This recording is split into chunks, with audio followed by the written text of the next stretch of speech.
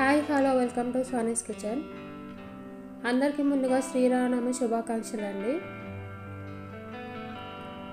ఈరోజు ఈ వీడియోలో పానకం మరియు వడపప్పు ఎలా ప్రిపేర్ చేసుకోవాలో చూపించబోతున్నాను. ఈ శ్రీరామనవమికి మీ ఇంట్లో ఒకసారి ఈ విధంగా ట్రై చేయండి. దేవుడికి నైవేద్యంగా పెడితే చాలా బాగుంటుంది. ఒకసారి ట్రై చేసి చూడండి. ఇప్పుడు పానకం మరియు వడపప్పు ఎలా ప్రిపేర్ చేసుకోవాలో చూద్దాం.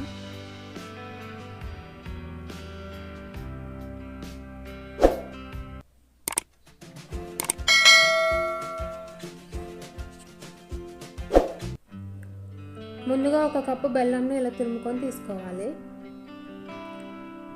తర్వాత ఒక కుండ కానీ ఇలా మట్టి పాత్ర కానీ తీసుకొని అందులో ఈ బెల్లాన్ని యాడ్ చేసుకోవాలి. తర్వాత ఇందులో కొన్ని వాటర్ పోసుకొని ఈ బెల్లాన్ని బాగా కరిగించుకోవాలండి. చూడండి, ఈ విధంగా బాగా కరిగించుకోవాలి బెల్లంని. తర్వాత ఇందులో కొంచెం నిమ్మరసాన్ని యాడ్ చేసుకోవాలి.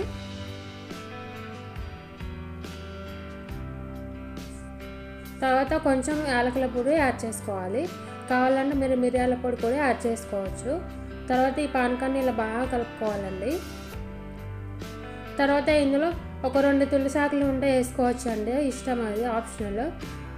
చూడండి, అంతే అండి, ఎంతో టేస్టీగా ఉండే పానకం రెడీ.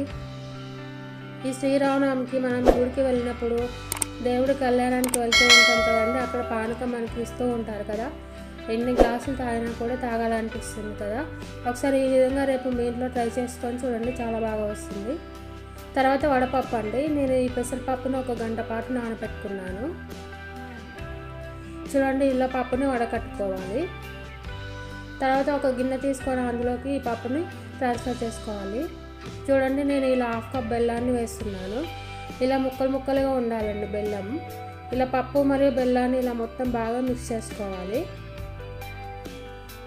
కావాలంటే ఇందులో మీరు షుగర్ యాడ్ చేసుకోవచ్చు. కొబ్బరి ముక్కలు, క్యారెట్ ముక్కలు ఇవన్నీ యాడ్ చేసుకోవచ్చు అండి, ఆప్షనల్. అంతే అండి, ఎంతో టేస్టీగా ఉండే వడపప్పు రెడీ.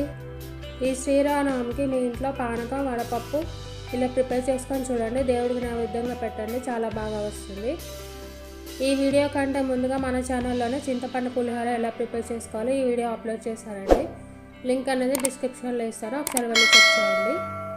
ఇలా ఈ శ్రీరామనవమికి మీ ఇంట్లో చింతపండు పులిహోర, పానకం, వడపప్పు ప్రిపేర్ చేసుకొని మీకు ఏ విధంగా వచ్చిందో మా కామెంట్ సెక్షన్లో కామెంట్ చేయండి.